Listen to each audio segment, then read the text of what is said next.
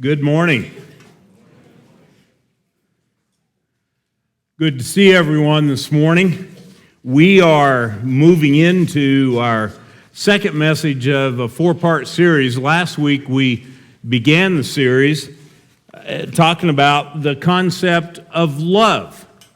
And part of what you were able to walk away with last week is confirmation to the understanding that Hollywood has it right in the way they depict love and in families and relationships. It's, not really, right? Yeah. Actually, I don't know as I even referenced Hollywood last week, but for those of you that listened online or were here and heard the message, you know full well that what we had to talk about in defining love based on what the Bible teaches really doesn't jive with the kind of images of love that so many times are depicted, both in the movie industry, but also oftentimes in real life stories as well. Now, I'm not saying that that's the case with everyone that's out there, part of Hollywood, but unfortunately, it's a sad story of so many. But love is different. And so if you were not here, did not hear the message online, I would encourage you to kind of catch up in the series and listen to that message. Today we're going to take our second step. We're going to take things a little bit further. First, a real quick reminder, Genesis chapters 1 and 2 record for us an account of creation, okay? All right, nothing earth-shattering there. Most everyone in this room knew that. And Genesis chapter 1, we have the 6 days of creation. Genesis chapter 2, it's like God lays a magnifying glass on day 6, and we gain additional detail regarding the humanity side of things, where God created human beings on day 6. And so this is part of what we read immediately following what's happening on day 6. It says in Genesis chapter 2, verse 15, "Then the Lord God took the man and put him into the Garden of Eden to cultivate it and keep it." All right, so this is where Adam is. Adam's been created. He's been put into the Garden of Eden. Couple verses later, we see this. "Then the Lord God said, 'It is not good for the man to be alone.'" Now, I'll just pause for a moment, just long enough to say that this is the first time that God's gone on record as saying something is not good. You read in Genesis chapter 1, and so many of the days of creation, when God saw what it is that he had created, he saw that it was good. I mean, that's a phrase that you see over and over and over in Genesis chapter 1. But here we are, Genesis chapter 2, and this is in reference to what is happening on day 6. And it says, "It is not good for the man to be alone. I will make him a helper suitable for him."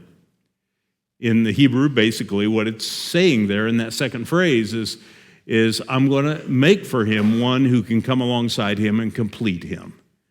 That's pretty much literally what the Hebrew is talking about there. And so then we read in the next couple of verses about the creation of Eve. And then God makes this statement. "For this reason, a man shall leave his father and his mother and be joined to his wife, and they shall become one flesh." And we have the creation of this thing we call marriage. And that is a verse that is repeated multiple times throughout the rest of the Bible. Now, with that little summary in mind, it reminds me of a tongue-in-cheek remark I once read. It goes like this: "Man is incomplete until he is married. Then he is finished." If you don't remember anything else from... No, not really. Yeah. On a more serious note, everyone in here knows someone who is divorced. Unfortunately, that is a topic that I think when we're talking about the subject of marriage, I think we need to touch on that.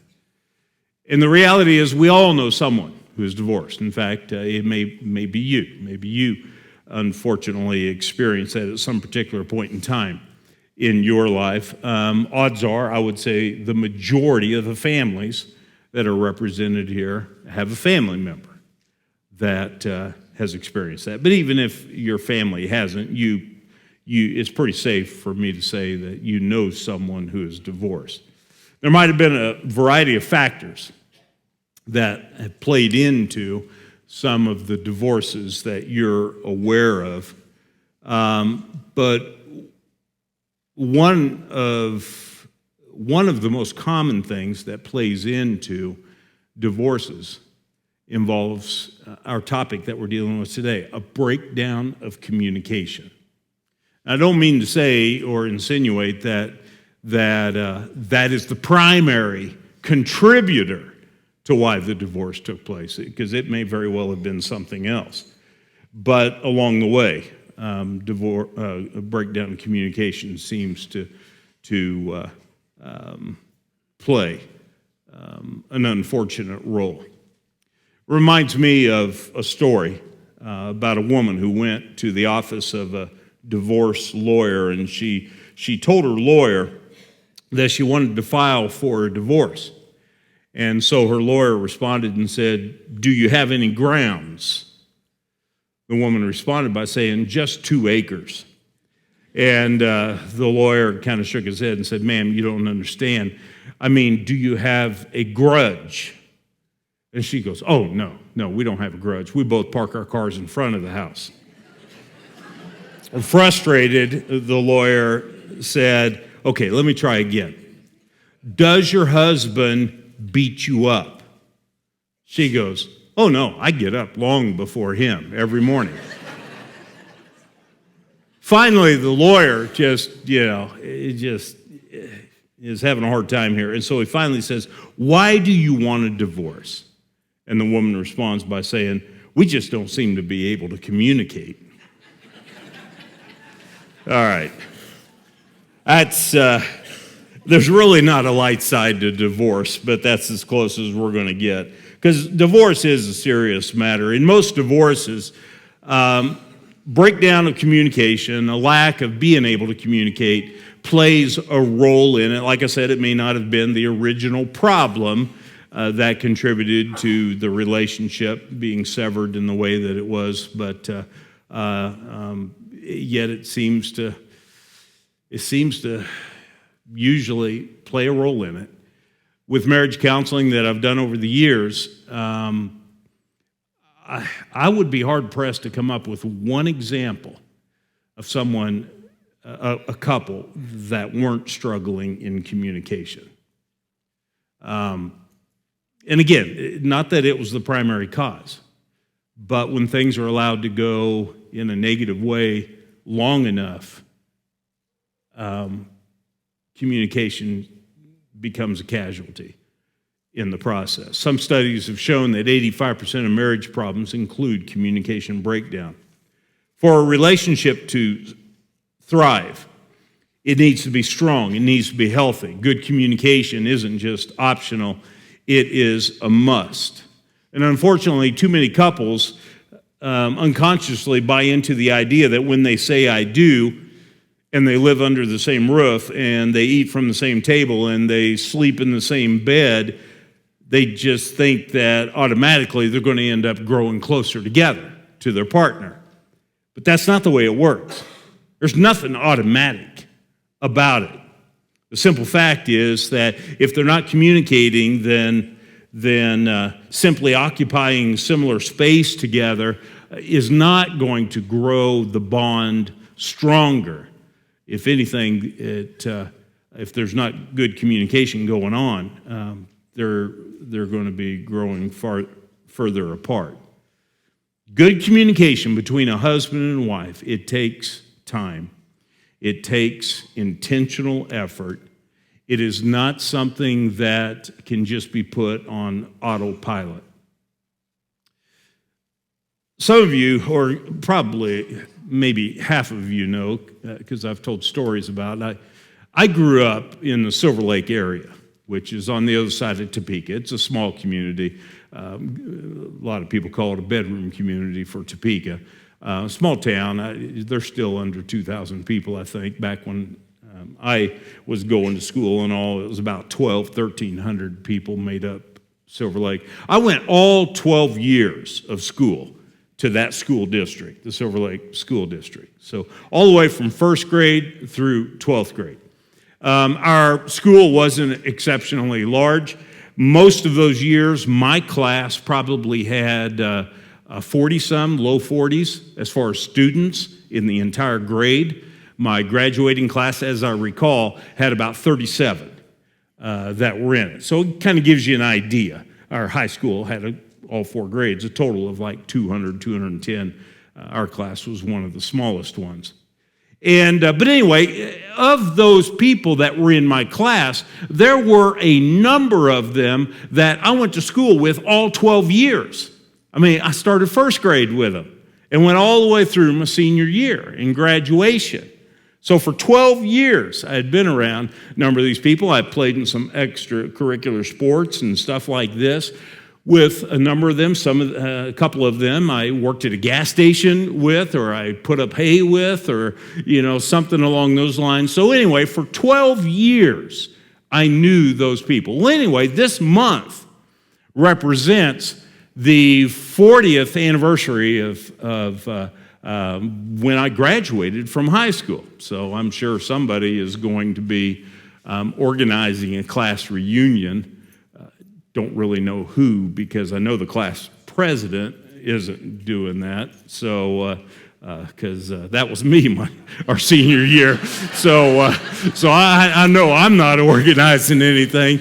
But the whole thing about reunions and stuff like that, I've never gotten into that sort of thing. So even if I get a communication, the likelihood is won't be going there. Now, I recognize them, or at least probably most of them. Here a year and a half or two ago, I was in the hospital because I had a heart cath done, and in walks one of the guys that went all 12 years with me to school. His name is Sean, and Sean, walked in and said, "Yep, as I expected." And I'm like, "Hey, Sean, long time no see." And it had been a long time. It had probably been 20-some years since I had seen him. And we picked up and talked right away. I mean, we had been good friends. We played all the sports together and stuff like this. Well, anyway, Sean, he's got some job down in the lab of the hospital. And, he was doing whatever they do when they draw your blood. And he's like, "Brad Fangman, well, how many Brad Fangmans can there be?" So he came up on the floor when he got off work, and we chatted. And it'll probably be 20-some years before we chat again. There's not much of a relationship there, even though we spent 12 years together, and much of the year, every day, the school year, around one another. But what's been missing for the last 40 years? It's communication, ongoing communication. Now, some of you guys in here, you are exactly the reverse of that. Some of you in here have kept connections and ties with people that you went to school with. You go to every reunion. You're in communication outside of it. You'll have girls' nights out or whatever, where you get together with some of your friends from back in school days. And so what have you got going in those connections? You've got ongoing communication. And that's why those relationships remain strong, and those relationships thrive. Well, that's just kind of trying to illustrate for you the importance that communication plays in relationships. And so what I want to do this morning is I want to share with you some biblical principles that I believe will enhance relationships, especially the relationships that are in your home. And for those of you that are married, your marriage. It doesn't take a rocket scientist to figure out this first one, the first point that I'm going to be making. However, I will add on that this one gets frequently overlooked. This one frequently kind of gets brushed aside, and it doesn't play nearly the prominent role that it needs to play in creating healthy relationships. Healthy communication begins with listening. Okay? I mean, now I'm at that point where if you don't remember anything else I say today, you need to remember this, because this is key. Healthy communication begins with listening. For whatever reason, when we think of good communication, one of the first things we start thinking about is talking, right? We think about communication, we think of talking, we think of being on the speaking end of things, and we think about how we need to speak clearly and how we need to speak effectively. That kind of becomes the focal point. Whenever we talk about communication, we're thinking about the speaking end of things, and we may talk about specifics like, well, don't raise your voice and don't say hurtful things, but see, it's all on the giving end, the speaking end of the communication. But that's not where good communication begins. It's not on the speaking end. It all begins with being a good listener. Here's a verse that, for those of you familiar with the book of James in the New Testament, you know this verse. James 1, verse 19 says, "Understand this, my dear brothers and sisters, you must all be quick to listen, slow to speak, and slow to get angry." Quick to listen. Now, it's not specifically talking about marriage in that passage, but it is talking about relationships. And marriage being one of the key relationships that we experience in life. You must. It's not even a negotiable thing. It's not up for negotiation as to whether or not you really want this to be a significant part of your relationship or not. No, if you want a meaningful relationship with someone, you must be quick to listen. A lot of people are good talkers, but that doesn't mean they're good communicators. Yesterday, I spent the afternoon over in Topeka, had a friend of mine retiring from ministry.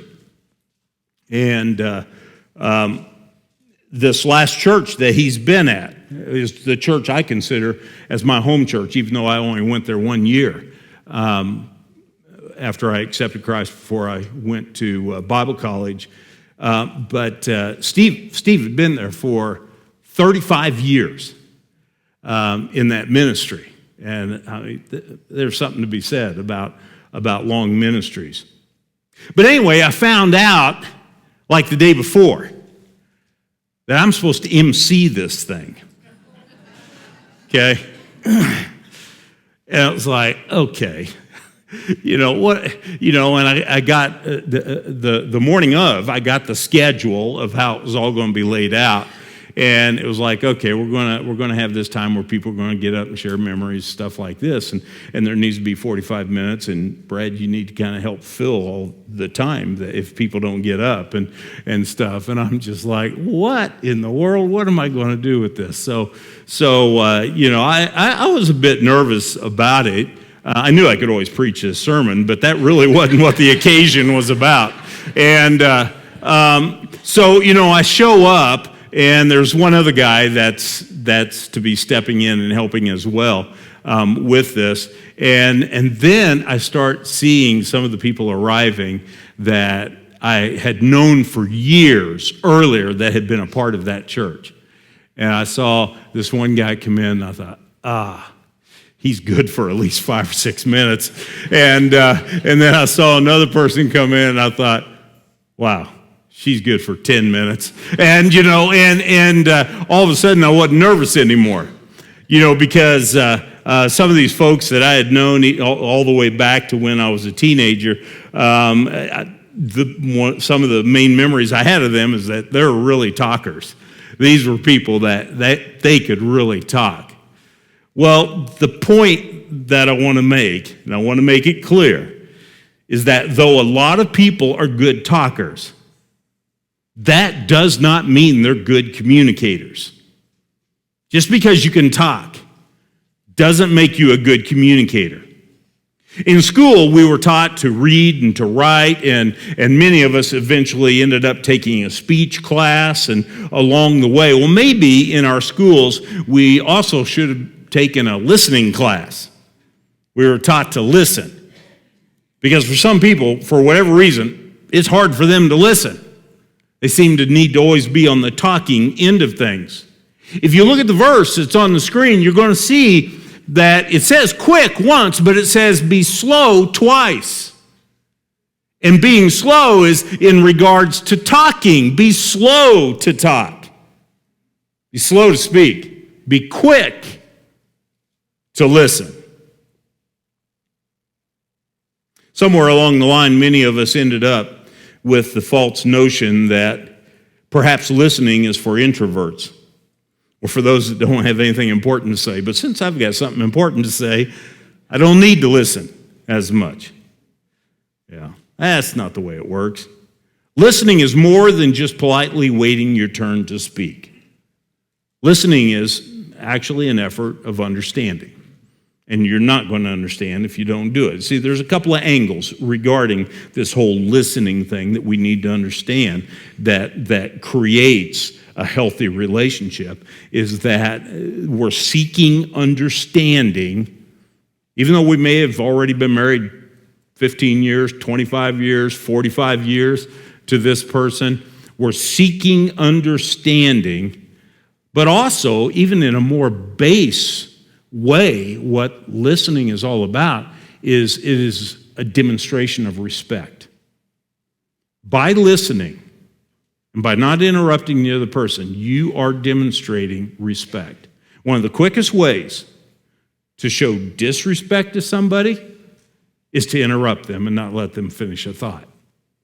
That's what disrespect looks like. That's one very clear form of what disrespect looks like. But when you do allow someone to complete a thought, and maybe even ask clarifying questions, that is an indication of respect. Now, see, I didn't understand some of that stuff when I was young, but I got married when I was very young. I was 19 years old by 4 days, okay? Just barely 19. And we got married in the middle of our freshman year in college. We had already been dating a couple of years, and we just thought, we're going to get married anyway, so let's just go ahead and do it. And now I knew that was going to put me in a position where I really wasn't going to have any campus life outside of the classroom, because I was going to need to work all the time, because it was important to me that Colette would be able to graduate as well. And so I pretty much worked full-time. It was like I probably averaged 38 hours or so a week at the job that I was working. And when I was preaching on the weekend, I've told you this before, I got half of whatever the offering was. Pretty sweet deal, right? I was averaging $13 a Sunday, with that. Back in those days, $13 filled the tank and gave us Sunday lunch at McDonald's. So, hey, nothing to complain about on that. But, so here I was, a freshman, finding a job here, a job there. By the time the sophomore year rolled around, I finally landed a good job, a job that I was able to stay with for 3.5 years. It was at an outfit called Rayco, manufacturing car washes, high-pressure car washes. I was out in the shop with 20 guys or so, and I was doing shipping and receiving.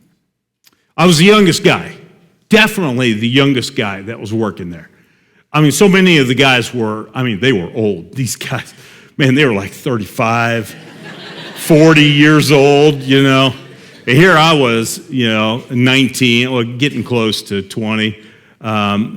Getting close to my first anniversary of being married 1 year. And anyway, I'm working this job, and, I knew that everyone there saw me just as being a kid. And so I just made a decision that what I was going to do when I had opportunity, I was just going to ask lots of questions. And when you ask lots of questions, you have opportunities of conversation. And so when shipping and receiving, when there wasn't a whole lot going there, I would usually get paired up with someone else that was building a big pump or something or other for a car wash, and I'd work right next to them for a couple of hours. And what did I have in common with these guys that were 35, 40 years old, married and multiple kids, and here I was so green. But, I remember being paired up with a guy named Bob. And Bob, before I knew it, Bob was telling me all about his problems with his two sons. And there was all kinds of rebellion and stuff like that was going on. And I'm just like, whoa, is he looking for answers from me, or is this just his way of releasing his frustration? But he was sharing, lots of details with me. It didn't happen on day one or day two, but after we had worked side by side for a while, a couple hours at a time. There was another fellow by the name of Ray. And Ray was a guy that lived in a trailer house, had been married for a number of years, and had 2 or 3 daughters. And nothing derogatory about living in a trailer house. I mean, all through college, that's where I lived, was in a trailer house. But you know how some of the older models of trailer houses, when you go in the bathroom, all they have for a window is this little narrow rectangular window with the little crank, on it, and that's what ours had. And apparently that's what Ray had as well. And Ray was like one of the quietest guys out in the shop. And now here I am paired with him working on a project. So I used to start asking him questions. What age are your kids? How long you and your wife been married? Questions like that. And eventually one day, here we are. We've been working side by side, for a couple hours at a stint, for 2 or 3 weeks. And Ray says, "Oh, you'll never believe what happened last week." And I'm like, okay, what happened? And he says, I caught my wife smoking. And, and I just thought, okay, that is not the result of the question I've asked. Okay, he's just offering something up here. And he went on to explain that early in his marriage, their marriage almost fell apart because of that, because she smoked. And that was an understanding they had from way back before they ever got married. But apparently somewhere along the line, and he explained all this to me, she got to where she would go into the bathroom and close the door, stand on the toilet, and she'd crank open the window, and she'd do all of her smoking right there in the winter. She'd do all of her smoking right there, blowing it out, to hide it from him or from the girls. And I don't recall how exactly, he caught her, but the disappointment and the pain went deeper than what you would think just on the surface, because it was a major issue of trust, that really, and here he is, he's 35 years old, and he's telling me, and I'm still 19 years old at this time, and I'm just like, I didn't really know what to say, to that. But you see, what was happening there is that because of the respect that he had felt because of the questions, and I would always hear him out, and I never interrupted him, and all of this kind of stuff, he felt he could trust me. And so he confided, he shared. Now, of course, the statute of limitations have run out on that, so I can share that as a sermon illustration today, because it's 38 years later, right? Healthy communication begins with listening. The second thing I want you to understand is that we need to treat each other as you wish to be treated. This is a very basic, fundamental rule that is found in the pages of the Bible, and if you spend any time at all reading in the Bible, you are well familiar with this. It's a basic rule of thumb that Jesus gave. It's found in a couple of the Gospels. I know it's in Matthew, and I'll show you where it is in Luke. Luke chapter 6, verse 31, it says, treat others the same way you want them to treat you. We call it the golden rule. But it certainly applies to this particular subject that we're talking about here today. If you want to get along well with others, then you need to put yourself in their place and try to understand them. If you want people to like you, then you need to treat them as you would like to be treated if you were in their place. And that certainly is true regarding this whole subject of communication. You don't want to be interrupted, right? When you're in the middle of talking, when you're in the middle of sharing something, you don't want someone who thinks they have something more important to you to interrupt you midstream and then start saying their piece. You don't want to be treated like that because, as I said earlier, that's disrespectful. Instead, you would rather, even if really when it all shakes out, what you've got to say isn't that big of a deal, you still would like to be respected enough that you could complete your thought. That's what you would like. Okay, now you are equipped with how you should be treating others. See, that's what this rule of thumb, this golden rule is communicating. You don't want someone that while you're talking, you don't want them to hear about a third of what it is that you're planning to say, and all of a sudden they got it figured out. They know exactly where you're headed with this, and so they jump to conclusions. They don't need to hear anymore. You don't want people jumping to conclusions with you. You want them making an honest effort to understand you. And so even after you've said what you've said, if they throw a question or two of clarification, your direction, that is an indication that they actually value what it is that you're saying, right? Okay, well, if you know that and that's how you want people to treat you, now you know how to treat others as far as communication is concerned. And all of that especially begins in the home. It begins with your spouse.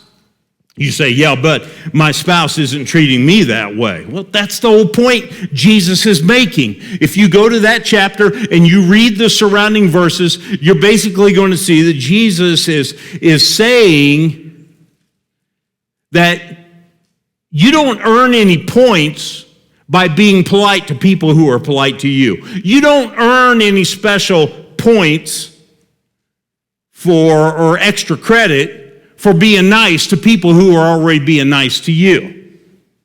I mean, everybody does that. It's the people who aren't being nice to you that you're nice to. That's where you're taking things to the next level. When you're being respectful to people who are not being respectful to you. Yeah, so maybe your spouse does nag you. Maybe your spouse does on occasion raise their voice to you. Maybe your spouse sometimes does interrupt you and jump to conclusions that are unfair conclusions. Well, that's what's going to make this all the more impactful on your part. When you don't do that to them, there is no revenge factor on your part playing into it. You're still going to respect them when they're talking, even though maybe they're not respecting you. You're still not going to interrupt them or say cutting remarks, even though they may say cutting remarks to you. Third item, regarding this whole communication thing, be selective in choosing your words. Be selective in choosing your words. Proverbs chapter 12, verse 18 is a good verse for this. It says, careless words stab like a sword, but the words of wise people bring healing. And it's true, and you know that firsthand as well as I do as well, is that when someone is careless and they're saying this and that without any filter, you know that cutting remarks can hurt, and they can hurt for a long time. I mean, that's the whole thing about, even sometimes, you'll have people that are grown adults and got families of their own, but they're still wounded, and they feel the pain of something that, like their dad, would used to say to them. Cutting remarks can create deep wounds. And that's kind of what that passage is saying. But then it goes on and says, but in contrast to that, the words of wise people bring healing. This helps explain why that James 1 verse 19 passage says, be slow to speak. Because we need to kind of take things through a filter. We need to process things. We don't just immediately speak whatever it is thought-wise that materializes in our mind. The instant it materializes, boom, we spit it out. No. But we think it through. And then, of course, this verse comes to mind. And this is probably the verse that, in many respects, when it comes to communication and all, is, in my book, one of the most challenging. It's one of the ones I strive for, but it's also one of the ones that, I seem to always fall short of. But man, what a passage. Ephesians 4:29 says, do not let any unwholesome talk come out of your mouths, but only what is helpful for building others up according to their needs, that it may benefit those who listen. That's a real gem, when you're talking about communication. Don't let any unwholesome talk come out of your mouths, but only what's helpful for building others up, according to what their needs are. So you're going to have to listen to them if you're really going to have an understanding of what their needs are. And that way you can benefit them with the words that you select to use. It's so easy just to open our mouths and to let whatever it is we're thinking spontaneously pop out, but that's not smart. That's not God's will. A little effort in this area goes a long way, especially in our marriages. And it's not just what we say, it's how we say it too. And that it actually should be a point of its own. Our tone of voice and all plays just as big into communication as the exact words we use. I want to kind of round the corner here, going into the home stretch of some of my thoughts, and give you this passage, this final passage from Proverbs 25, verse 11. The right word spoken at the right time is as beautiful as gold apples in a silver bowl. This morning when I got to the office, I was like, I should have found a picture of that. I'm sure online I could have found a picture, but you can create a mental image of that. The right word spoken at the right time is as beautiful as gold apples in a silver bowl. In a way, what that verse is doing is it is conveying the potential in the words that you use in your communications with others, and especially in what we're talking about today with your spouse. This is what the potential is. Words can be impactful. Words can be very impactful. Normally, we kind of think about the negative side of it, of how it can cut and hurt and wound a person. So we kind of talk about the negative side. But what this verse is doing is it is referencing the positive side of it. Is that your words can be very memorable. Your words can bring healing into a person's life. As a matter of fact, I would go as far as to say this, since I referenced earlier the whole thing about you could have a family of your own, but still it was the words coming from your dad when you were a teenager that still wound you to this day. All right, well, let me give kind of the opposite illustration on that, because it can work that way too. Something that you say this week to the people who are important in your life, whether it be a best friend, whether it be your child, whether it be your spouse, something you say this week could not only bless them this week, but when they reflect on it next week, it would bless them next week. And when they think about it a year and a half from now, it will bless them then. When they ponder the thought after you are dead and buried, it could still be a blessing to them then.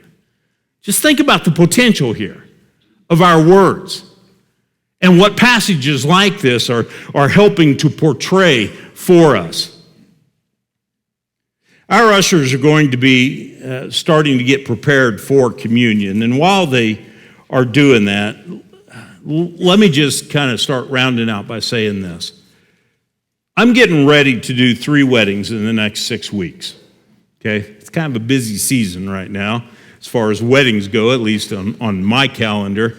And as probably most of you know, here at Crossroads, we always require premarital counseling for a wedding, always.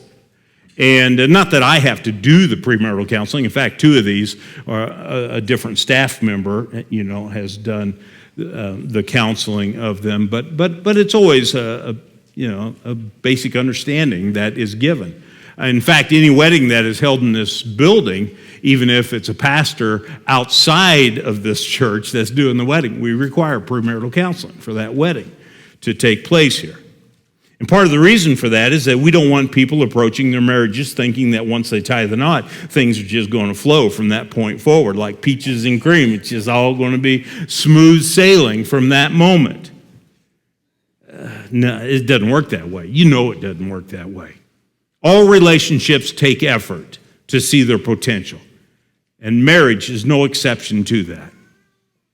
Recently, I was approached by someone who I've known for a very long time, good friend with, and they were talking about how they were planning on getting married in the near future. And then they said, pretty much in the same breath, they said, and Brad, thought about asking you to do the wedding. But I know you would require premarital counseling. And then there was a dramatic pause of silence, which I don't know. I think maybe it was in hopes that I'd say, well, for you, I'll make an exception. But I didn't say anything during that pause. And so they went ahead and completed their thought. It's like, it would have been a privilege to have done their wedding, but they understand the value of this. Because part of the whole premarital thing is, counseling is we really hit hard this whole communication thing. Marriage, it can be one of the most enjoyable and fulfilling of all relationships. It really can be. But I also need to say in the same breath, it can be the most challenging and draining of all relationships. It has that potential as well. And a lot of that has to do with how we invest ourselves in it, like what we've talked about today. Someone has said that in the first year of marriage, the man speaks and the woman listens. In the second year of marriage, the woman speaks and the man listens. In the third year, they both speak and the neighbors listen. It doesn't have to be that way. It doesn't have to be that way. And what it is we're talking about today plays as big of a role as anything else in helping it not to be that way. Might we invest ourselves in our spouses with listening, in hearing them out, in asking questions of clarification, seeking understanding? Might we treat them the way that we want to be treated? We want to be respected. We don't want someone jumping the gun, drawing conclusions prematurely based on some of our actions. We want them to give us the benefit of the doubt. Let's do that with them. And might we be selective in the words that we speak? When we do, we're slow to speak, but when we speak, we're selective in what words we're using. We've come to a time of communion, and this is a time when we reflect on how much the Lord has demonstrated his love for us in the sending of Jesus to die on our behalf. But that's the ultimate expression of God's love for us, what Jesus did when he went to the cross. But it's not the only expression of his love. Because communication, if you stop and think about it, the very thing we've been talking about today, plays a major role, not just between you and your spouse, but between you and your Lord as well. And you think about how God has communicated with us. And you think about how he's opened himself up and he wants us to cast all of our cares upon him. He wants us to pray, the communication thing. It's a part of a meaningful relationship, both with your spouse and also with the Lord. With that thought, let's pray. Father, thank you for loving us so much that you would send your Son, Jesus, into this world. While we share in this time of communion, we take the bread, we eat it in the cup, and we drink it, we're reminded of the sacrifice, the body and the blood of Jesus that was given on our behalf. And Father, we're also reminded of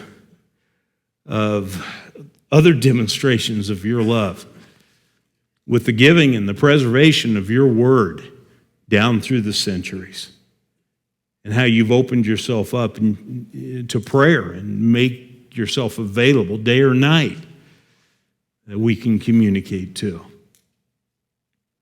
Lord, thank you for that. And I pray that building on that you would help us in our marriages to pursue what was a part of your design in the very beginning, back in Genesis chapter 2. Help us to experience the kind of meaningful relationships with our mates that was part of your plan all along. It's in Christ's name I pray. Amen.